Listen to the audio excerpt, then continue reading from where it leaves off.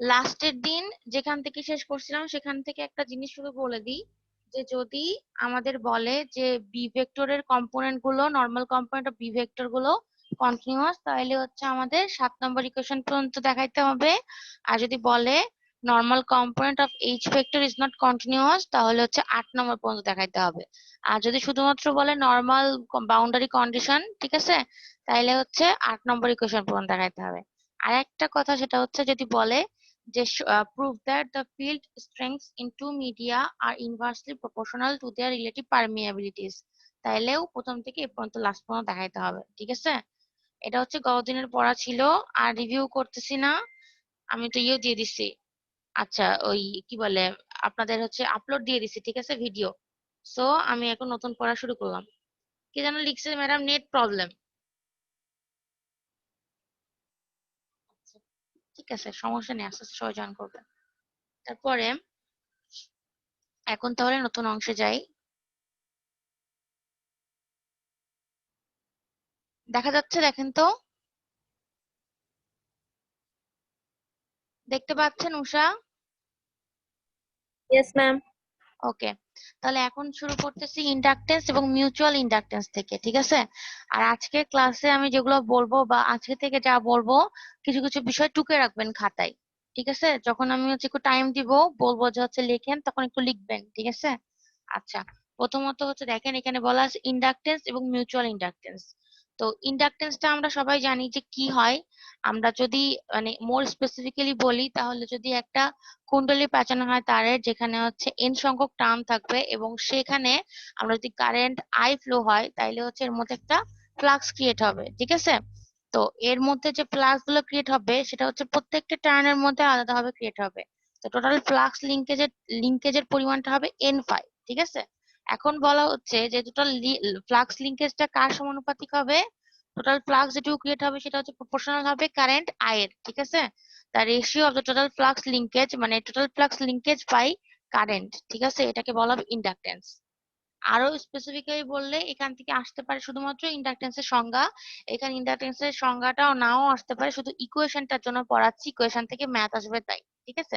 তবুও জানতে হবে, আপনারা জানেন হয়তো বা, যে ইন্ডাকটেন্সের সংজ্ঞাটা কি, মানে ইন্ডাকটেন্সটা কি। এটা হচ্ছে রেশিও কার কার, ওপরে থাকবে টোটাল ফ্লাক্স লিঙ্কেজ, যে টোটাল টার্নে যতগুলো টার্ন আছে, ততগুলো টার্নে কতটুকু ফ্লাক্স তৈরি হয়েছে, সেটা একটা টোটাল অ্যামাউন্ট বাই হচ্ছে টোটাল কারেন্ট, ঠিক আছে। এটা করলে আমরা ইন্ডাকটেন্স পাবো। এখন আমি এটা বাদ দিয়েও ইন্ডাকটেন্সের একটা সংজ্ঞা দিব, ঠিক আছে। এই সংজ্ঞার মধ্যে শুধু ইন্ডাকটেন্স এবং মিউচুয়াল ইন্ডাকটেন্স কেও উল্লেখ করা হবে। তো সেই সংজ্ঞাটা আমি বলবো একটু তুলে নেন, এখানে লেখা নাই কিন্তু আমি বলবো, আপনারা একটু তুলে নিবেন, ঠিক আছে। আর যদি কারো কাছে জি খাতা ম্যাডাম। না থাকে, তাইলে হচ্ছে রেকর্ডিং শুনে পরে হচ্ছে তুলে নিতে পারেন, ঠিক আছে। আমি একটু বলতেছি, আপনারা যাদের সম্ভব লিখে ফেলেন, লিখলে জিনিসটা ভালো আর কি, ঠিক আছে, ঠিক থাকবে। বলবো এখন? বলেন। আচ্ছা, এখন লেখেন যে a property of an electrical circuit, মানে ইন্ডাকটেন্সের সংজ্ঞা বলছি আমি, ঠিক আছে, কিন্তু বৃহৎ আকারে, মানে ইন্ডাকটেন্স এবং মিউচুয়াল ইন্ডাকটেন্স দুটাই কভার হবে এটাতে, ঠিক আছে। ডেফিনেশন দিচ্ছি, বলছি যে a property of an electric circuit,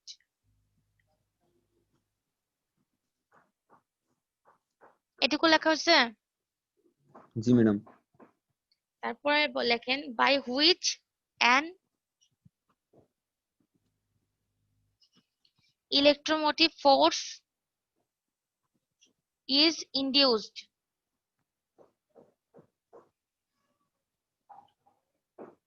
এটুকু হচ্ছে। জি ম্যাডাম। আরেকবার আরেকবার বলছি, a property of an electric circuit by which an electromotive force is induced in it by a variation of current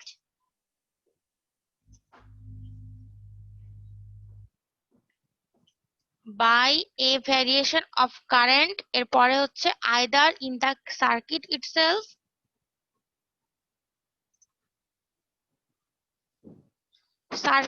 either either in the circuit itself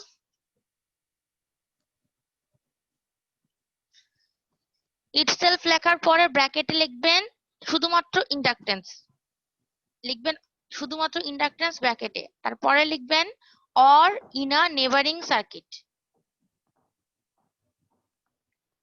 on or in a neighbouring circuit. আমি কি লিখে দিব পুরাটা, তাহলে ভালো ma'am হয়? Or কি বলছেন? Or in a neighbouring circuit, পার্শ্ববর্তী, নেবার নেইবার, জি জি প্রতিবেশী। আপনারা চাইলে যদি কোনো বানানের সমস্যা হয় আমি লিখে দিতে পারি, লিখে দিব। নেইবার বানানটা একটু লিখে দেন। আচ্ছা ঠিক আছে, আমি জানতাম, লিখে দিচ্ছি। আহা,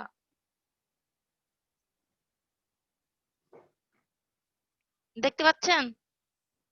জি madam. N G H P O R, neighbouring circuit, ঠিক আছে? মানে নেইবার মানে কি আমরা কি জানি, প্রতিবেশী, তাই না? তো এই জি নেইবারিং সার্কিট লেখার পরে ব্র্যাকেটে লিখবেন মিউচুয়াল ইন্ডাকটেন্স।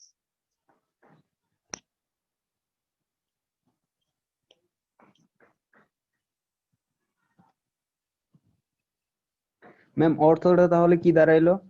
অর্থটা দাঁড়ালো এরকম যে ইলেকট্রিক সার্কিটের যে প্রপার্টির জন্য আমাদের একটা ইলেকট্রোমোটিভ ফোর্স তৈরি হয়, ইলেকট্রোমোটিভ ফোর্সটাকে সংক্ষেপে আপনারা জানেন ইএমএফ নামে, ঠিক আছে?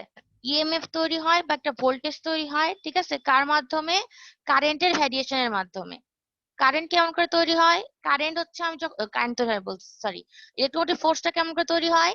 যদি টার্ন, যে কয়টা একটা কয়েলে টার্ন থাকবে তার মধ্যে যদি কারেন্ট পাস করানো হয়, তাইলে আমাদের ইলেকট্রোমোটিভ ফোর্স বা ইএমএফ তৈরি হবে, একটা ভোল্টেজ তৈরি হবে, ঠিক আছে? তো এখন বলতেছে যে সে কারেন্টটা যদি কি হয়, একটা ভ্যারিয়েশনটা যদি নিজের সার্কিটের মধ্যেই হয় তাহলে ইন্ডাকটেন্স ক্রিয়েট হবে। আর যদি আমরা যে সার্কিটে, আরেকটা সার্কিটে আমি হচ্ছে ইন্ডাকটেন্স চাচ্ছি, কিন্তু আমি সেই সার্কিটে কারেন্ট ফ্লো করাচ্ছি না, আমি আরেকটা সার্কিটে কারেন্ট ফ্লো করায় পাশের সার্কিটে হচ্ছে ইন্ডাকটেন্স মানে গ্রো করাচ্ছি, এটাই হচ্ছে মিউচুয়াল ইন্ডাকটেন্স, ঠিক আছে? বুঝে গেছে? জি ম্যাডাম।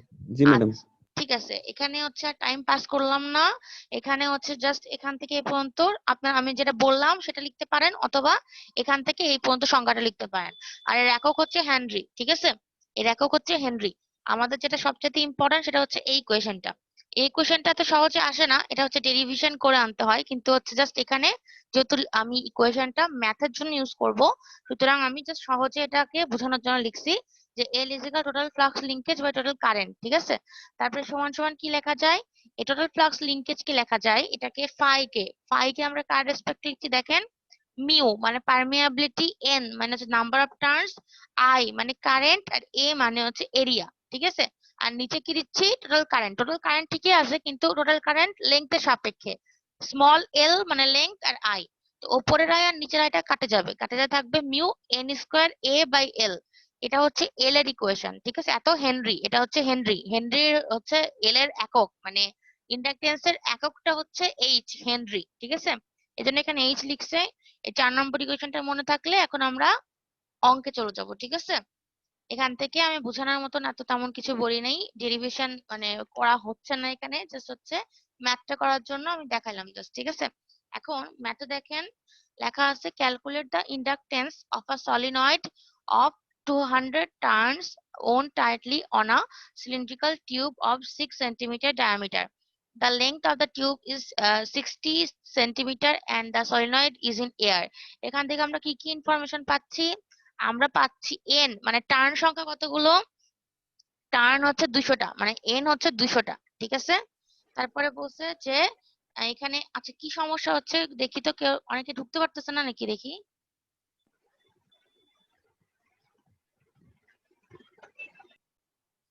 আচ্ছা আমি এখন বলতেছিলাম যে তাহলে এখন দেখেন তো একটু রেকর্ডিংটা অন আছে নাকি? জি অন অন আছে আছে ম্যাম। না? আচ্ছা, তারপরে আমি বলছি তাহলে এন এর ভ্যালু এখানে 200, তারপরে এখানে ডায়ামিটার দেওয়া আছে 6 সেন্টিমিটার, তাহলে হচ্ছে এখান থেকে রেডিয়াস আমরা বের করতে পারবো ডায়ামিটার বাই 2, ঠিক আছে? এখান থেকে আমরা রেডিয়াস পাইলে আমরা এরিয়া বের করতে পারবো। এরিয়া কত? এ ইজিক্যাল পাই আর স্কোয়ার, সিলিন্ডারের ক্ষেত্রে এরিয়া পাই আর স্কোয়ার, তাহলে হচ্ছে আমরা ডায়ামিটার জানতে পারলে এখান থেকে রেডিয়াস জানবো, রেডিয়াস জানলে ওখান থেকে আমরা এরিয়া বের করতে পারবো পাই আর স্কোয়ার, এই ফর্মুলাটা ইউজ করে। তারপর এখানে কি বলছে যে আমরা যে টিউবটা ইউজ করছি সিলিন্ড্রিক্যাল টিউবটা, সেটা লেন্থ দেওয়া আছে 60 সেন্টিমিটার, ঠিক আছে? তাহলে এল দেওয়া আছে 60, তাহলে মিউ ইজিক্যাল মিউ নট কেন বলা হয়? সলিনয়েডটা এয়ারে আছে, এই জন্য পারমিয়াবিলিটিটা হবে এয়ারের পারমিয়াবিলিটি। আমরা জানি এয়ারের পারমিয়াবিলিটি লিখলে মিউ নট লিখতে হবে, এবং আমার এই ভ্যালুটা কত? 4 পাই × 10⁻⁷, মানে কনস্ট্যান্ট একটা ভ্যালু, ঠিক আছে? তারপরে কি এন এর ভ্যালু দেওয়া আছে 200, ডি এর ভ্যালু দেওয়া আছে 6 সেন্টিমিটার। এটাকে যদি আমি মিটারে, সবগুলোকে মিটারে কনভার্ট করবো, ওই জন্য আগে মিটারে কনভার্ট করে নিলাম। 6 × 10⁻⁻2, তাহলে এটা মিটার হইলো। তারপরে হচ্ছে কি করব? আর বের করবো, মানে রেডিয়াস বের করবো d/2 করে। তো রেডিয়াস পাইলাম। তারপরে হচ্ছে লেন্থ দেওয়া আছে 60 সেন্টিমিটার, সেন্টিমিটারটাকে আমরা আবার মিটারে কনভার্ট করলাম, ঠিক আছে? তারপরে দেখেন এখানে দেওয়া আছে যে the inductance of a solenoid is given by L is equal mu N square A by হচ্ছে এল। এখানে মিউ এর জায়গায় মিউ নট এন স্কয়ার, আর এ এর জায়গায় পাই আর স্কয়ার, আর নিচে হচ্ছে এল। প্রত্যেকটার ভ্যালু বসাই দিছি, ঠিক আছে? মিউ নট এর ভ্যালু বসাই দিছি, এন এর ভ্যালু বসাইছি, তারপরে আর এর ভ্যালু বসাইছি, আর নিচে এল এর ভ্যালু বসালে আমরা এখানে হেনরি পাবো। আর আপনারা মিলি হেনরিতেও প্রকাশ করতে পারেন, নর্মাল হেনরিতেও প্রকাশ করতে পারেন, মানে উপর লাইন পর্যন্ত করলেও হবে, ঠিক আছে? কোনো সমস্যা নাই। কিন্তু যদি এরকম থাকে, ঠিক আছে, এরকম করে একটা ইকুয়েশন গ্রহণ করতে পারে মাইনাস সামথিং, তাহলে কি হবে? যে পয়েন্টটা আছে সেটা হচ্ছে বামে যাবে, আর যদি পজিটিভ সামথিং হয় তাহলে পয়েন্টটা ডানে যাবে, তাই না? এটা আমরা জানি এই নিয়মটা, তাই না? জি ম্যাডাম। আমি কি একবার বলবো কি বললাম? না ওটা বুঝতে পারছি এটা। আচ্ছা ঠিক আছে, ওকে। তাহলে হচ্ছে এটা গেল। এখন নেক্সটে যাচ্ছি। আচ্ছা, আপনারা ফ্যারাডে ল সম্পর্কে কিছু পড়ছেন? ফ্যারাডে ল কি হয়? আমাদের ফ্যারাডে ল থেকেই কিন্তু কি উৎপন্ন হয়, মানে কি উৎপন্ন হয় বলতে কিসের ধারণা পাওয়া যায়? ফ্যারাডে ল থেকেই কিন্তু আমরা ব্যাক ইএমএফ বা ইলেকট্রোমোটিভ ফোর্স, ঠিক আছে, এটার ধারণা পাই। আর এটার ধারণা আমরা কোন ল থেকে পাই? ফ্যারাডে ল থেকে তো অবশ্যই পাচ্ছি, কিন্তু ফ্যারাডে ল থেকে আরেকটা ল এর জন্ম হচ্ছে, সেটা হচ্ছে লেন্জ ল, ঠিক আছে? লেন্জ ল। তো লেন্জ ল সম্পর্কে একটু আগে বলি। লেন্জ লটা কি? যে আমি যে কারণে সৃষ্টি হচ্ছি, আমি আমার সৃষ্টির কারণকেই অপোজ করব, ঠিক আছে? ব্যাপারটা এরকম। কোনো কিছু যে কারণে সৃষ্টি হচ্ছে, সেই কিছুটা সৃষ্টি হওয়ার পরে যে কারণে সৃষ্টি হয়েছিল তাকেই অপোজ করছে। ধরলাম আমি হচ্ছে যে আমি আমার বাবা মায়ের জন্য আসছি দুনিয়াতে, ঠিক আছে? যদি আমার বাবা মাকে অপোজ করি তাহলে কি হবে? আমি আমার উৎপত্তির কারণটাকেই অপোজ করছি, এটাই হচ্ছে লেন্জ ল, ঠিক আছে? ব্যাপারটা এরকম। আচ্ছা, এখন দেখেন এই ফ্যারাডে ল সম্পর্কে পড়ানোর জন্য এই যে এখান থেকে পড়বো আমরা, ঠিক আছে? ওপরেরটুকু লাগবে না, ওখানে জাস্ট একটু মানে মাইকেল ফ্যারাডে যেটা করছেন তার আগের কিছু কথা বলা আছে, ঠিক আছে? আর উনি মেইনলি প্রুফ করছে যে একটা ম্যাগনেটিক ফিল্ড প্রডিউস করতে পারে একটা কারেন্টকে, ঠিক আছে? এই যে এটা এখানে আমাদের আমি হচ্ছে একটা জিনিস লিখি, ঠিক আছে? এগুলো লিখলে আপনাদের সুবিধা হবে বুঝতে।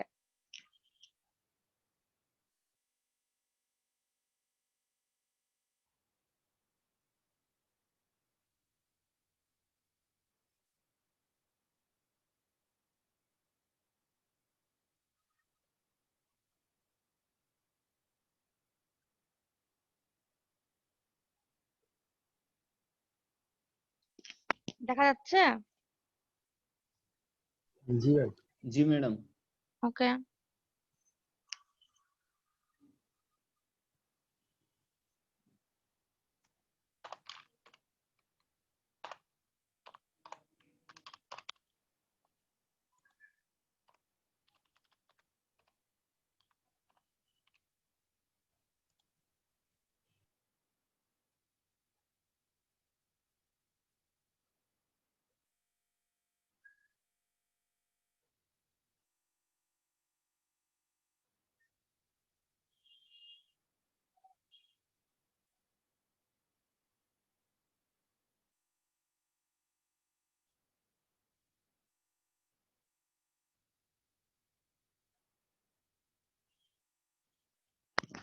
দেখেন আমি একটা আঁকছি, ঠিক আছে? মানে ব্লক ডায়াগ্রাম বলবো না, জাস্ট একটা ধারণা, ঠিক আছে? যে আমাদের ফ্যারাডে কি করছেন, ফ্যারাডে যেটা করছেন সেটা হচ্ছে উনি প্রমাণ করছেন যে ম্যাগনেটিক ফিল্ডের জন্য আমার একটা কারেন্ট তৈরি হচ্ছে, ঠিক আছে? ম্যাগনেটিক ফিল্ডের কারণে আমাদের কারেন্ট তৈরি হচ্ছে। আমরা যখন হচ্ছে ইন্ডাকটেন্স পড়লাম তখন আমরা কি জানছি? যে আমাদের যদি একটা এন সংখ্যক টার্নের একটা কয়েল থাকে, সে টার্নের কয়েলের মধ্যে যদি কারেন্ট প্রবাহিত করানো হয় তাহলে ইলেকট্রোমোটিভ ফোর্স অথবা ইএমএফ তৈরি হয়, ঠিক আছে? এটা আমরা জানি। তো ইএমএফ যেটা তৈরি হইলো, সেটা কি হবে, সেটা যে কারণে তৈরি হচ্ছে, এটা কারণটা কি, এটা কিন্তু ইনডাইরেক্টলি কারণটা হচ্ছে ম্যাগনেটিক ফিল্ড, তাই না? হ্যালো, জি শুনতে ম্যাম সেটাই। পাচ্ছেন? জি ম্যাম মানে শুনতে পাচ্ছি। এটা কিন্তু ম্যাগনেটোমোটিভ ফোর্সের সৃষ্টি হওয়ার কারণ কিন্তু মেইনলি ম্যাগনেটিক ফিল্ড, কারণ ও যদি কারেন্ট তৈরি করতে না পারতো তাহলে তো ম্যাগনেটিক ফোর্স ম্যাগনেটোমোটিভ কি বলে ম্যাগনেটোমোটিভ ফোর্স তৈরি হতো না, ঠিক আছে? ম্যাগনেটোমোটিভ ফোর্স অথবা ইলেকট্রোমোটিভ ফোর্স তৈরি হতো না, ঠিক আছে? এখন এক মিনিট আমি একটা জিনিস লিখি, একটু দাঁড়ান।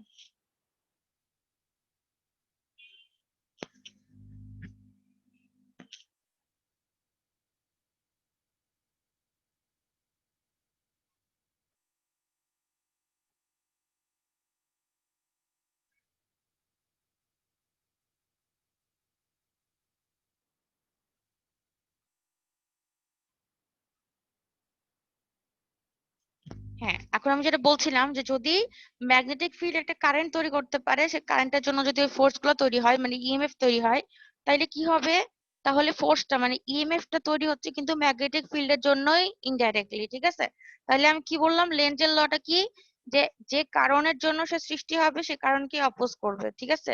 তো যে ম্যাগনেটিক ফিল্ডের জন্য সেটা ক্রিয়েট হইলো তাকেই সে অপোজ করবে, এই জন্য এটা আমাদের হচ্ছে দেখবে একটা মাইনাস চিহ্ন আমরা ইউজ করবো ফ্যারাডের লতে, ঠিক আছে? একটা মাইনাস চিহ্ন ইউজ করবো একটু পরে এই ব্যাক ইএমএফ টা বোঝানোর জন্য। আমি এখন এই ছবিটা আঁকলাম, ঠিক আছে, যে কেমন করে লেনজের ল এর সাথে কানেক্টেড, ঠিক আছে? যে লেনজের ল বলছে যে কারণে কোন একটা জিনিস সৃষ্টি হবে, সৃষ্টি হওয়ার পরে সে কারণকে অপোজ করবে, সেটা এখানে প্রমাণ করলাম, ঠিক আছে? এখন দেখেন কি করছে ফ্যারাডে, বলছে অ্যাকর্ডিং টু ফ্যারাডের এক্সপেরিমেন্ট, ঠিক আছে? ওনার এক্সপেরিমেন্টটা ছিল কিন্তু টাইম ভ্যারিং ম্যাগনেটিক ফিল্ডের জন্য, ঠিক আছে? টাইম ভ্যারিং ম্যাগনেটিক ফিল্ডের জন্য, এটা কিন্তু কখনো স্ট্যাটিক না।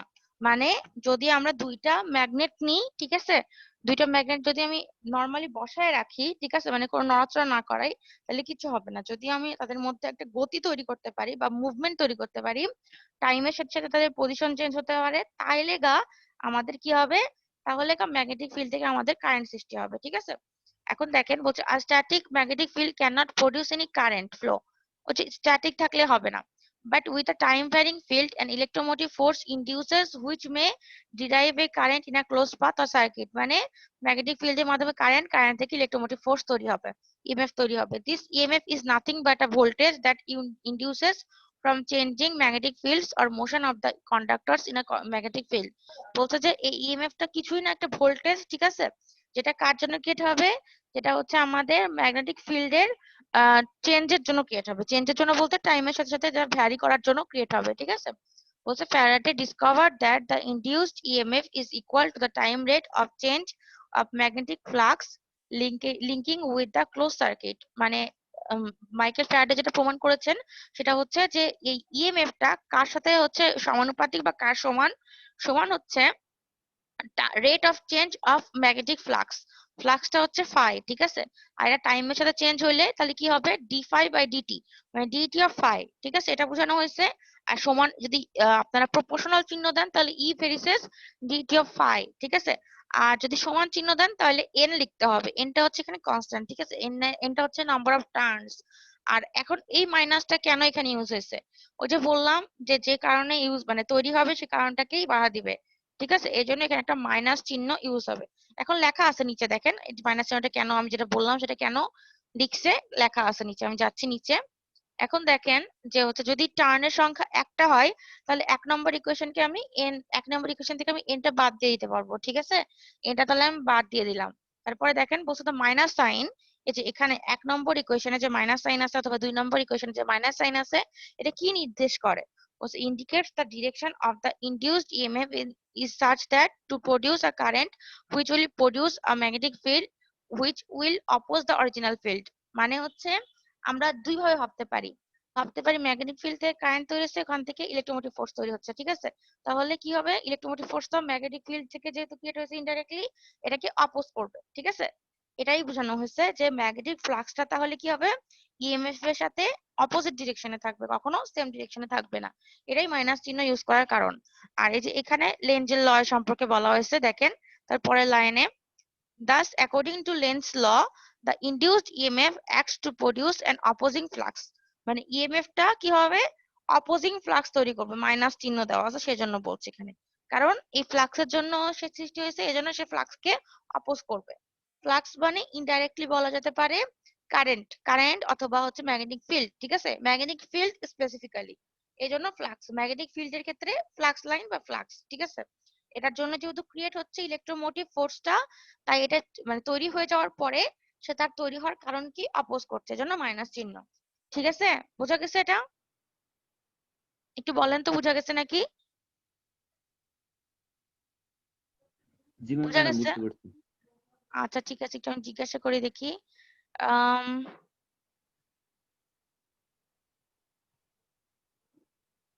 রিজওয়ানুর রহমান আছেন? জি ম্যাম, মানে অল্প বুঝতে পারছি বাবা, ক্লিয়ারলি বুঝতে পারি নাই। আচ্ছা ঠিক আছে, আমি একটু বুঝাই দিচ্ছি। আপনি কি কেবল জয়েন করলেন নাকি রিজওয়ান? নাই ম্যাম, বুঝি নাই, রিজওয়ান কি বললেন? 3:52 জয়েন করছে। ও আচ্ছা ঠিক আছে, আজকে আপনার দেরি হয়েছে কেন বলেন তো? আমরা ওই ঘুমাইছিলাম তো এই জন্য আর কি। এক একজনের এক এক রকম কারণ। দাঁড়ান, আপনারা দেরি করে ঢুকছেন, এটা শুনবো সবার কাছে পরে, ক্লাসের পরে। আচ্ছা ঠিক আছে, কোথা থেকে বুঝেন নাই বলেন তো রিজওয়ান? তো জিনিসটা আরেকবার একটু বললে ভালো হয় আর কি। আচ্ছা ঠিক আছে, আমি তাহলে পুরাটা একটা হচ্ছে আমি সংক্ষিপ্তভাবে বলতেছি, ঠিক আছে। আমি বললাম যে আমাদের ম্যাগনেটিক ফিল্ডের জন্য, আমাদের ম্যাগনেটিক ফিল্ড থেকে আমার কারেন্ট তৈরি হচ্ছে, ঠিক আছে। ম্যাগনেটিক ফিল্ডের কি থেকে কারেন্ট তৈরি হচ্ছে? ম্যাগনেটিক ফিল্ডের জন্য আমরা ফ্লাক্স লাইন পাই বা ফ্লাক্স পাই, ঠিক আছে। সেখান থেকে আমাদের একটা কারেন্ট তৈরি হচ্ছে। আমরা এই কারেন্টটা কিভাবে পাবো? যদি স্ট্যাটিক ম্যাগনেটিক ফিল্ড হয় তাইলে আমরা ওখান থেকে কখনোই কারেন্ট তৈরি হবে না, ঠিক আছে। আমাদের অবশ্যই ম্যাগনেটিক ফিল্ডটাকে কি হতে হবে? টাইম ভ্যারিং হতে হবে, মানে টাইমের সাপেক্ষে চেঞ্জ হতে হবে, ঠিক আছে। তাহলে কারেন্ট তৈরি হবে। আর ওই কারেন্ট যদি তৈরি হয় তাহলে হচ্ছে কারেন্ট থেকে আমাদের একটা ফোর্স তৈরি হবে, যেটাকে বলা হচ্ছে ইলেকট্রোমোটিভ ফোর্স অথবা ইএমএফ, অথবা এটাকে বলা যেতে পারে একটা জাস্ট ভোল্টেজ, ঠিক আছে। তো আমাদের ভোল্টেজটা ক্রিয়েট হচ্ছে কার জন্য? বলা যায় ম্যাগনেটিক ফিল্ডের জন্য, অথবা ফ্লাক্স লাইন অথবা ফ্লাক্স, ঠিক আছে, একই কথা সবগুলা। তো ইলেকট্রোমোটিভ ফোর্সটা তৈরি হবে যখন, ইটা যখন তৈরি হবে, তখন আমরা লেনজের ল অনুযায়ী কি জানি? তৈরি হওয়ার পরে সে যে কারণে তৈরি হয়েছে, মানে ফ্লাক্সের জন্য যে তৈরি হয়েছে, সে কারণটাকে অপোজ করবে। তাহলে যদি তাই হয় তাহলে ই ইজিক্যাল কি হবে? ইজিক্যালটা হবে হচ্ছে আমাদের ফ্লাক্স, যেটা চেঞ্জ হচ্ছে টাইমের সাথে সাথে, সেটা কিন্তু সেটার নেগেটিভ ভ্যালু। এটাই বলছি, আর কিছু বলি নাই। মানে লেনজের ল অনুযায়ী the induced EMF acts to produce an opposing flux, মানে এই যে ইএমএফটা তৈরি করবে বা যে ভোল্টেজটা তৈরি করবে সেটা কাকে অপোজ করবে? তার তৈরি হওয়ার কারণ ফ্লাক্সকে অপোজ করবে, ঠিক আছে, এই জন্য নেগেটিভ চিহ্ন। এই, ঠিক আছে। আচ্ছা, তারপরে দেখেন বলছে যে ফ্যারাডের লটা আমরা এখন কনসিডার করব। The induced EMF is a scalar quantity measured in volts. Thus the induced EMF is given by, দেখেন তো এটা কি লেখা আছে। আপনাদেরকে আমি বলছিলাম সেদিনকে যে কোনো কিছু লেখা দেখে এটার মিনিং বের করতে হবে। তো এটা দেখে কি কি বুঝতে পারছেন বলেন তো, বলেন।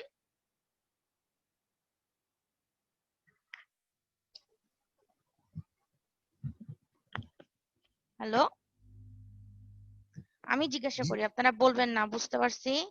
আহ জামিল হায়দার বলেন তো কি বোঝা যাচ্ছে ইকুয়েশনটা দেখে? জাস্ট একটা দুটা মানে কিছু যা বোঝা যাচ্ছে সেটা বলেন। জামিল হায়দার, জামিল হায়দার। সৌরভ আছেন? সৌরভ,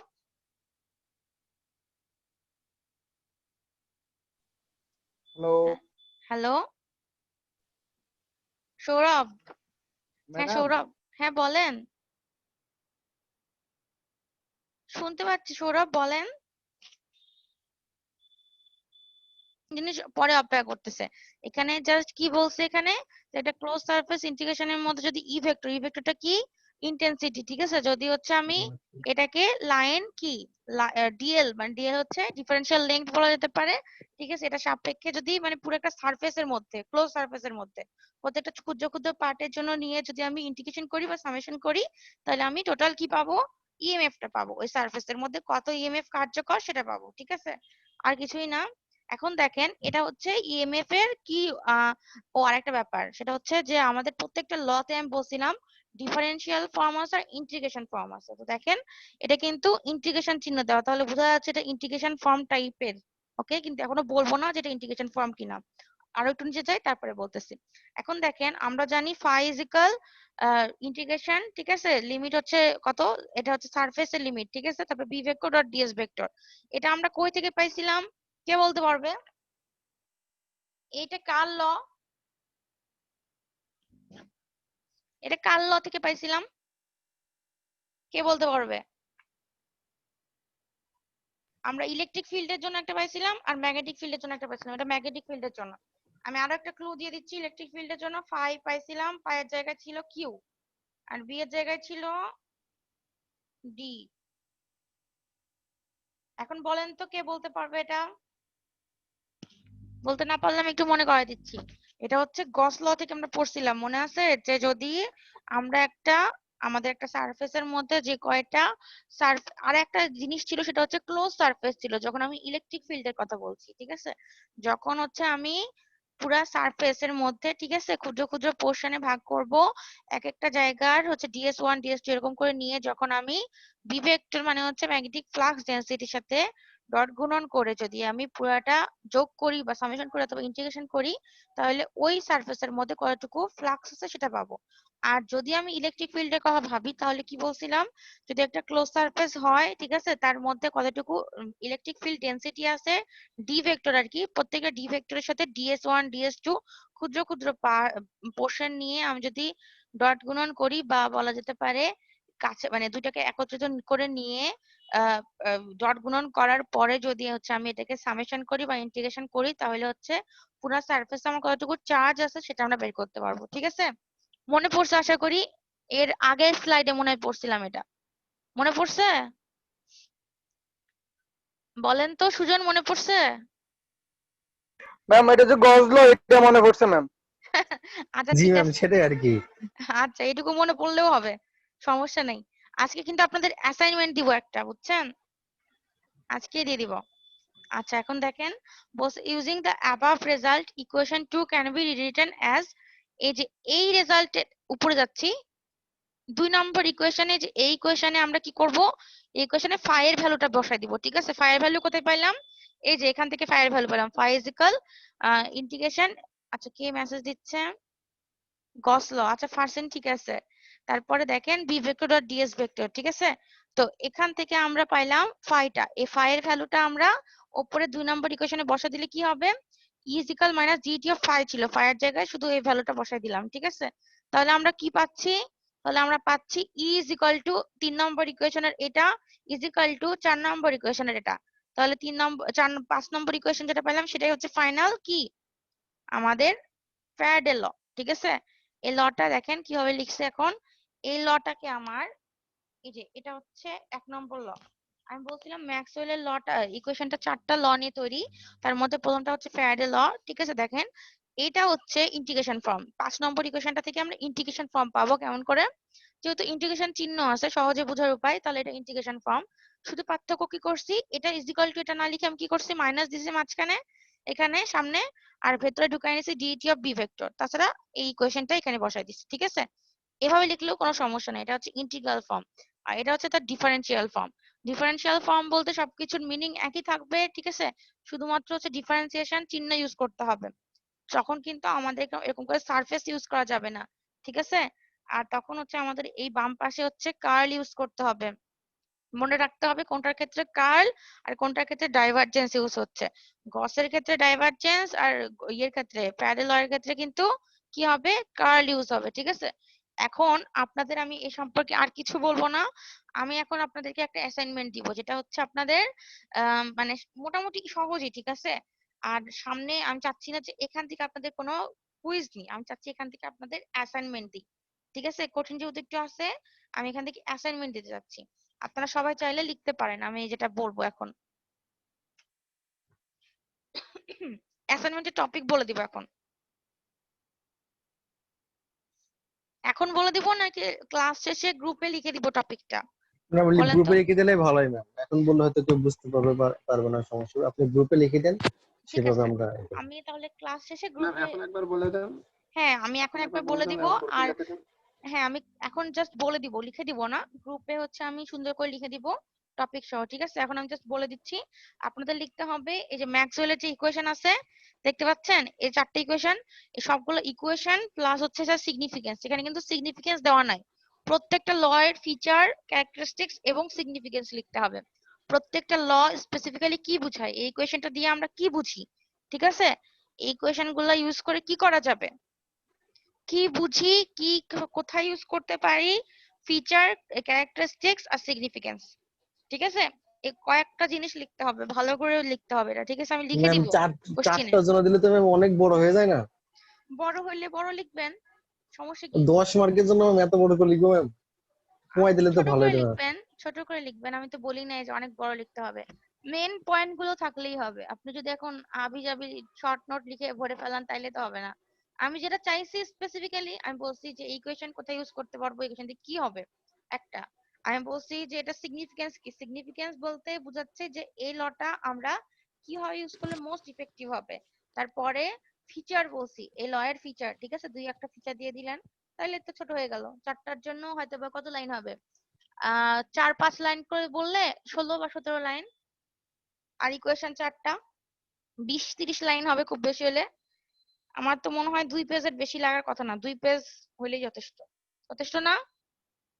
আর এই 10 মার্ক তো সে 10 মার্ক না যে আপনার যেটা ক্লাসে সিটি হয় সে সিটি দিয়ে দিলেন, এরকম তো সিটি না, তাই না? অ্যাসাইনমেন্টের জন্য একটু টাইম দিব, সুতরাং লিখতে হবে বেশি। আপনাদের টাইম হচ্ছে আজকে থেকে শুরু করব না, কালকে থেকে কাউন্ট শুরু করব। আমি টাইম দিব হচ্ছে আপনাদের একদিন পুরা, ঠিক আছে? আগামীকাল পুরা দিন। আপনাদের কি আগামীকাল কোনো ক্লাস আছে? জি ম্যাম, কালকে দেন না ম্যাম। কালকে ক্লাস না, শনিবার আমাদের তো শুক্র শনি টানা ক্লাস থাকে। ও আচ্ছা, ঠিক আছে, তাহলে হচ্ছে আমি কালকেও না, রবিবারে দিব আপনাদেরকে, ঠিক আছে? আমি তো টপিক বলে দিলাম, চাইলে আপনারা খুঁজে রাখতে পারেন, ঠিক আছে? আমি ঠিক রবিবারে দিব, রবিবারে নিয়ে নিব। আমি টপিক কিন্তু বলে দিচ্ছি আপনাদেরকে, সো চাইলে খুঁজে রাখতে পারেন যেভাবে পান আর কি, ঠিক আছে? এটা তো বলার কিছু নাই, কিন্তু হচ্ছে ম্যাডাম সামনে লিখে রাখতে পারবো না? ইচ্ছা আপনাদের, আমি রবিবারে নিব, এটা হচ্ছে কথা। রবিবারে রাত 12টার মধ্যে আমাকে দিতে হবে সবাইকে, তাছাড়া আমি পরে নিব না, এটা হচ্ছে কথা, ঠিক আছে? যখন লিখবেন ইচ্ছা, এখনো লিখতে শুরু করতে পারেন, রবিবারে শুরু করে রবিবারেও শেষ করতে পারেন, এটা আমি বলবো না। হ্যাঁ, আচ্ছা, এখন আমি হচ্ছে এটা বন্ধ করলাম। আমি আরেকটা ইয়েতে যাচ্ছি, আরেকটা স্লাইডে যাচ্ছি।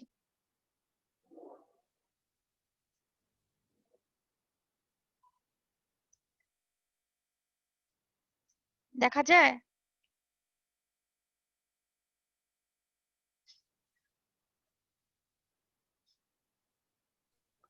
জি ম্যাডাম। এখন দেখতে পাচ্ছেন? 9.8 এক্সাম্পল দেখতে পাচ্ছেন?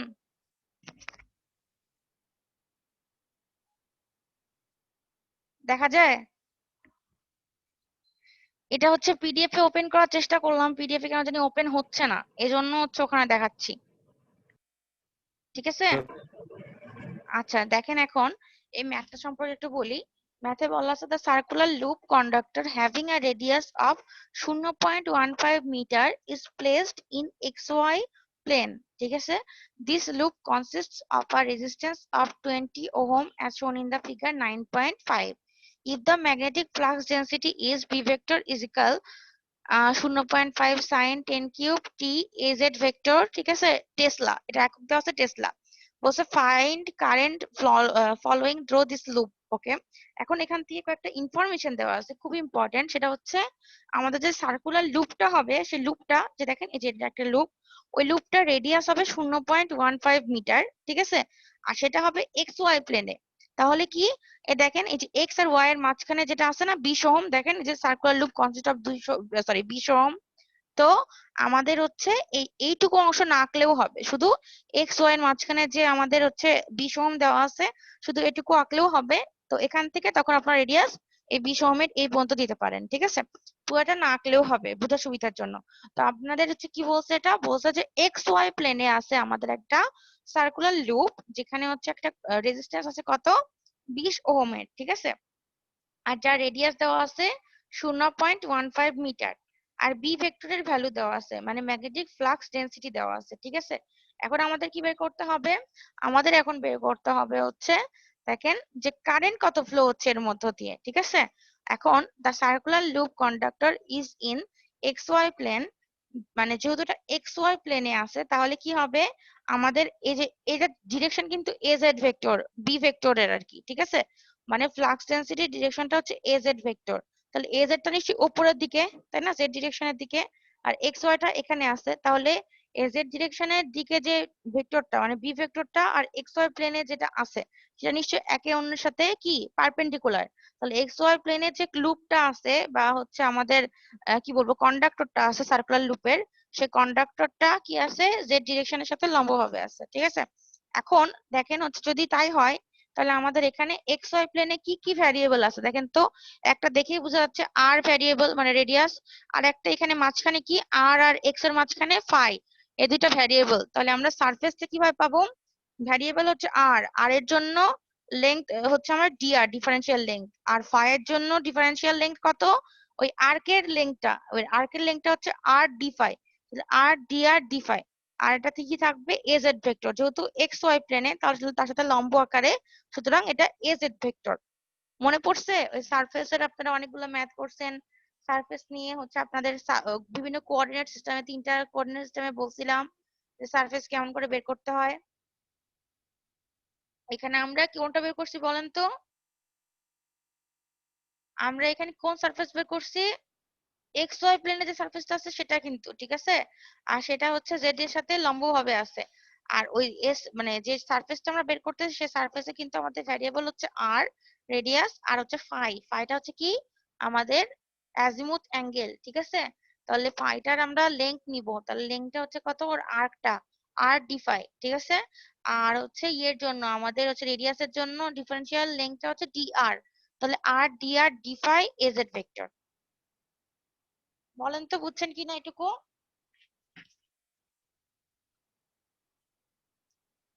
বুঝতে পারছেন? ঠিক আছে? জি ম্যাডাম, যদি বুঝতে ঠিক পারছি। থাকে তাইলে হচ্ছে এখন একটু নিচের দিকে আগাইলাম। সেটা হচ্ছে total flux is given by, আমরা জানি এই সূত্রটা একটু আগে দেখে আসলাম, ফাইজিক্যাল পুরাটা করব ইন্টিগ্রেশন করব সারফেসের রেসপেক্টে B vector dot DS vector. আমরা এখানে ডিএস ভেক্টরের ভ্যালু পাইলাম আর বি ভেক্টরের ভ্যালু দেওয়া আছে উপরে, এই যে বি ভেক্টরের ভ্যালু দেওয়া আছে উপরে। সো বি ভেক্টরের ভ্যালুটা বসাইলাম, ডট দিলাম, তারপর ডিএস ভেক্টরের ভ্যালুটা বসাইলাম, ঠিক আছে? এখন আমি একটা কোশ্চেন করব, আমি কোশ্চেন করব হচ্ছে আহ তাসকিনুর রহমানকে। তাসকিনুর রহমান শুনতে পাচ্ছেন? জি ম্যাম। তাসকিনুর রহমান বলেন তো এজেড ভেক্টর এবং এজেড ভেক্টর দুইটা এজেড ভেক্টরের মধ্যকার মানে আমাদের অ্যাঙ্গেল কত হবে এটা বলেন, বা এজেড ডট এজেড করলে আমরা কি ভ্যালু পাবো তাই বলেন। Ma'am 90 degree. আরেকজনকে জিজ্ঞাসা করি, বলবে হচ্ছে প্রণয়জিৎ পল শুনতে পাচ্ছেন? জি ম্যাম। আচ্ছা আপনি বলেন AZ vector dot AZ vector is equal to কি 0 লেখা যায়? 0 জি না আচ্ছা ম্যাম 1 এটা কে বললো? সুজন। সুজন আপনি বলেন কেন? আমি ওদেরকে ধরতেছি না, আপনি বলেন না। আচ্ছা এবার বলবে হচ্ছে মুশফিকুর রহমান। মুশফিকুর রহমান। ও মাত্র জয়েন করলাম, এখন কি মাটি দিতে গেছিলাম, ওখান থেকে আসলাম তো। আচ্ছা রাজেশ আসছেন, রাজেশ। রাজেশ শুনতে পাচ্ছেন? মেমো নাই, জয়েন করে। দেখলাম যে রাজেশকে একবার। আচ্ছা ঠিক আছে, তাইলে হচ্ছে জাহিদ হাসান আছে? জাহিদ হাসান। আচ্ছা লাস্ট একজনকে ধরি, শাহ আলম। শাহ আলম। আচ্ছা সুজন আপনি বলেন কেন ওয়ান বলছেন, বলেন ব্যাখ্যা করেন আগে। অবশ্য সুজনকে না, আগে আগে যে বললো যে প্রথমে একজন বলছে 90 ডিগ্রি আর হ্যাঁ একজন বলছে তাসকিন 90। তাসকিনুর রহমান। বলেন তো 90 ডিগ্রি কিভাবে বললেন, বলেন তাসকিনুর রহমান। ম্যাম হ্যাঁ বলেন। এজেড ভেক্টর এজেড ভেক্টর যদি ডট করি তাহলে আমরা সেটা 90 ডিগ্রি অ্যাঙ্গেলে থাকে। আপনি আপনি আপনার সাথে কত ডিগ্রি অ্যাঙ্গেলে আছেন বলেন তো?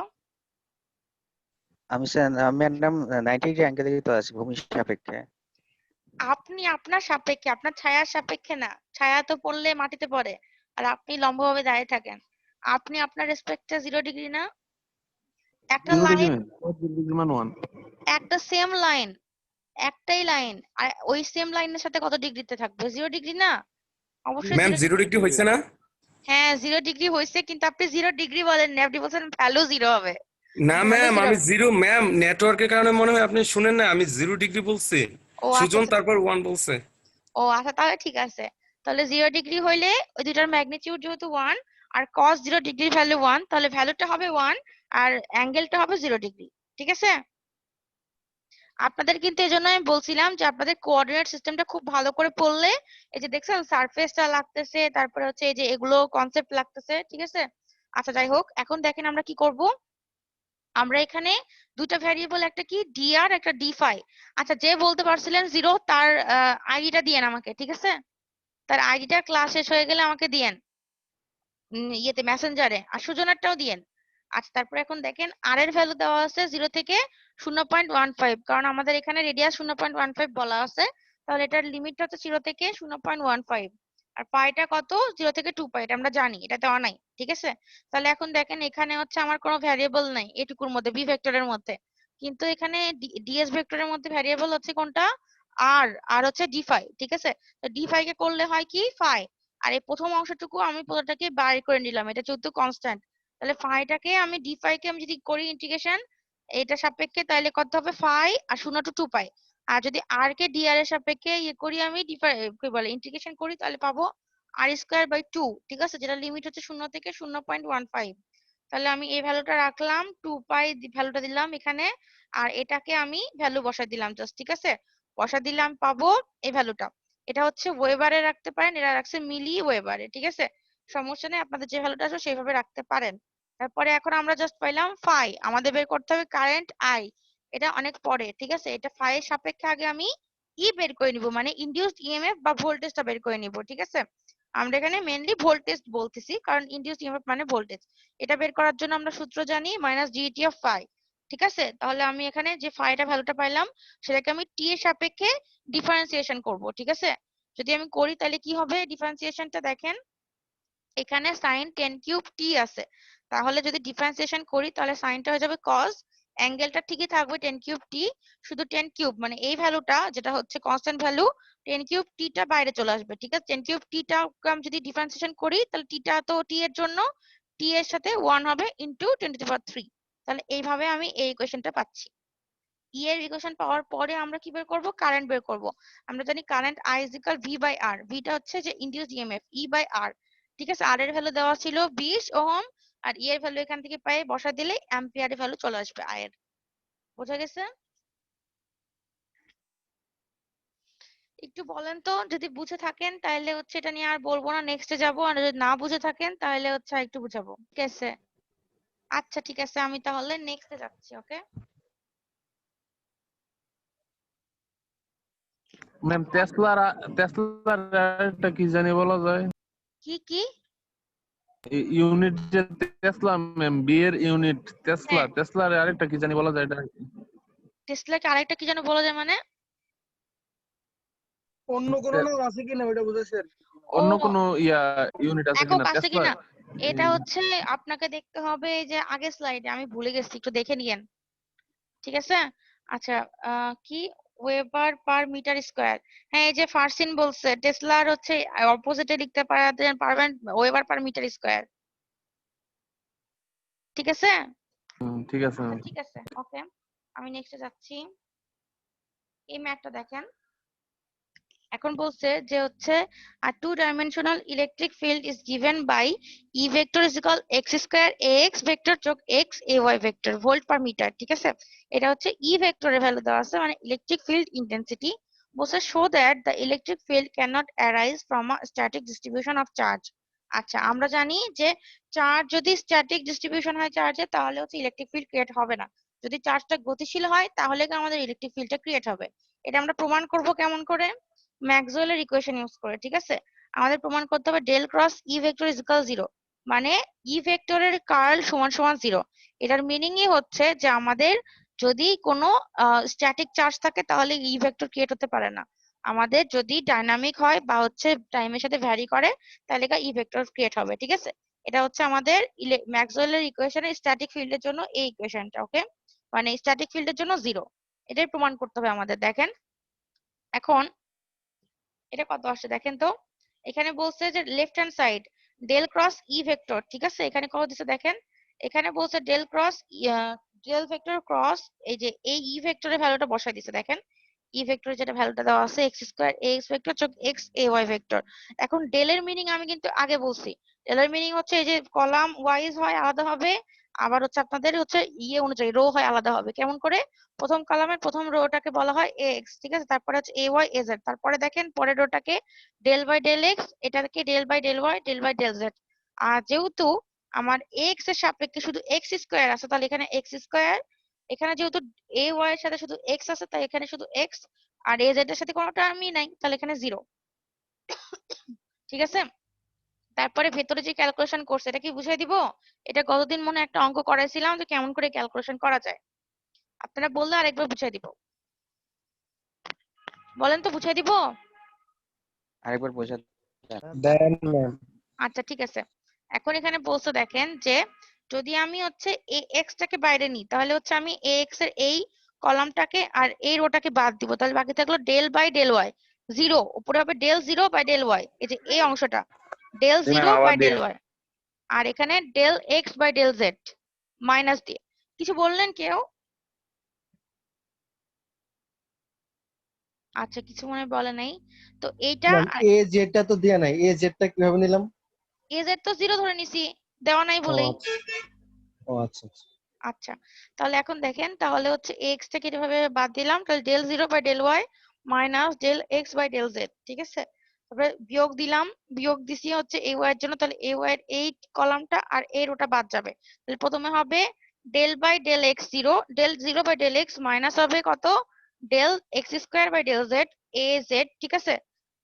এখানে এ ওয়াই হবে, এখানে ভুল লিখছে, এ ওয়াই হবে, আর তারপরে লাস্টেরটা হচ্ছে এজেড, এজেড এর জন্য এইটা আর এটা বাদ যাবে, তাহলে হবে del by del X by del X minus del X square by del Y, ঠিক আছে?